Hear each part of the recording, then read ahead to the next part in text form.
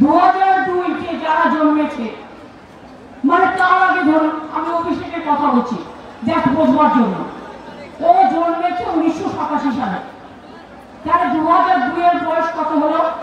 ওকে বলছে তোমার বাবা মার বার্থ সার্টিফিকেট দাও।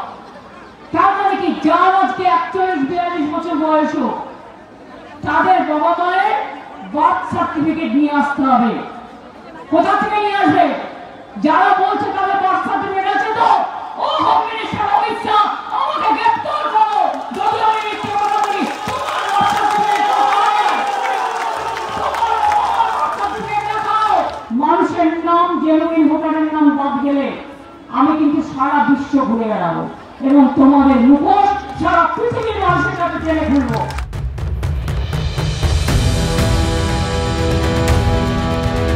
ঝাড়গ্রামে ভাষা আন্দোলন, মনীষীদের ছবি নিয়ে মিছিলের নেতৃত্ব দিলেন মুখ্যমন্ত্রী মমতা বন্দ্যোপাধ্যায়। পদযাত্রার শেষে বক্তব্য রাখলেন তিনি।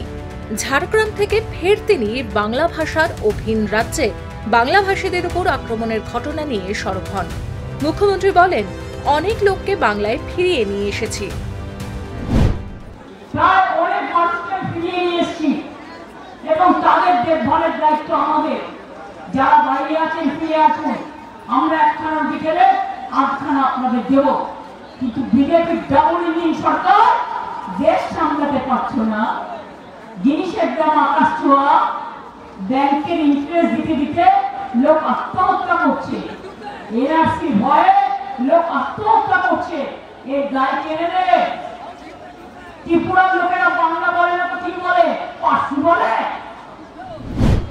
আজ যদি স্বামী বিবেকানন্দ বেঁচে থাকতেন, তিনি উদাত্ত কণ্ঠে আহ্বান করে বলতো, এ দেশ আমি চাইনি, আমি এই জিনিস চাইনি, আমি এই অত্যাচার বন্ধ করবো। আজ যদি রামকৃষ্ণ পরমহংস বেঁচে থাকতেন, উদাত্ত কণ্ঠে বলতেন, যত মত তত পথ, সর্বধর্ম সমন্বয়।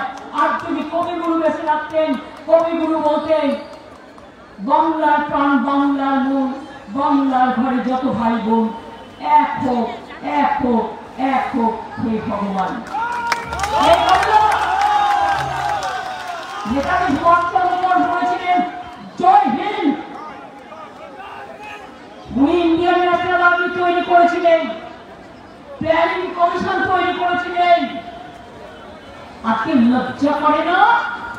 বাংলা যা দিতে পেরেছে কেউ পেয়েছে? বাংলার মাটি, এই মাটি সোনার চেয়েও খাঁটি। কাজেই মনে রাখবেন, গায়ে জোরে ভয় দেখিয়ে, ভাষার উপর অত্যাচার করে, মানুষের উপর ভেদাভেদ করে কোন মানুষের অধিকার যদি আপনারা কেড়ে নেওয়ার চেষ্টা করেন, তাহলে আমাদের বডি পেরিয়ে যেতে হবে।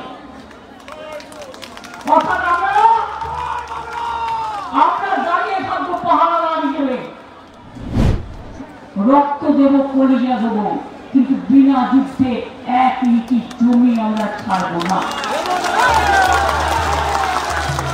আমাদের শপথ, এনআরসি করতে দিচ্ছি না, দেব না।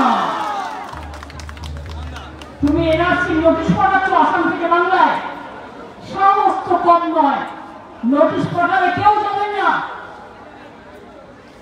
আমরা এখান থেকে লড়াইকে দিয়ে লড়িয়ে নেব, একদম যাবেন না। গেলেই গেলে পড়ে যাবে। বাংলায় থাকুন, শান্তিতে থাকুন, স্বস্তিতে থাকুন। আর আমি যদি নিজে মনে করবো, সেদিন আমাকে হাঁটাতে পারবেন। আমি যদি নিজে মনে করবো না, আপনার লোকেরাও আমায় ভোট দেবে। তার কারণ তাদেরও ঠিকানা চাই, তাদেরও আশ্রয় চাই, এটা মাথায় রাখবেন। সবাই বাংলাদেশে রোহিঙ্গা, আর রোহিঙ্গা খায় না মাথায় নেই, রোহিঙ্গা ভাষা আলাদা, বদমাসের গাছ, শয়তানের শয়তানি, দানবিক, অমানবিক। রোহিঙ্গার ভাষা আলাদা, বাংলা ভাষা আলাদা। বলে কিনা বাংলা বলে কোনো ভাষাই নেই।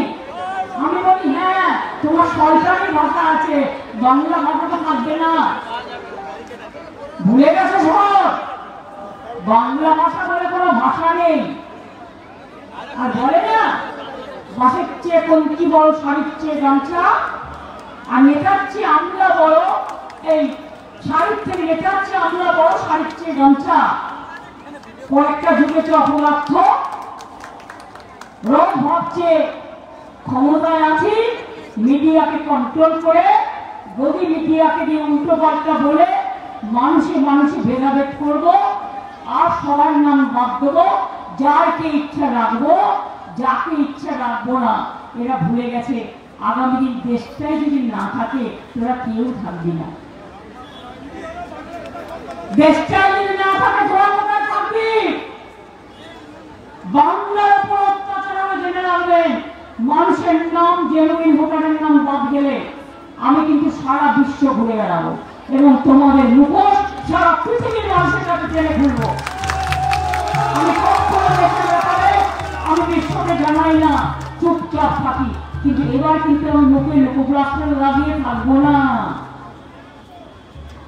আমাদের মাটির ওপর অত্যাচার হলে ভাষার ওপর অত্যাচার হলে আমি বিশ্ব বাংলা সারা বিশ্বকে জানাবো এই সরকার কিভাবে মানুষের উপর অত্যাচার করছে, অগণতান্ত্রিক কায়দায় মানুষকে তার সব ক্ষমতা কেড়ে নিচ্ছে।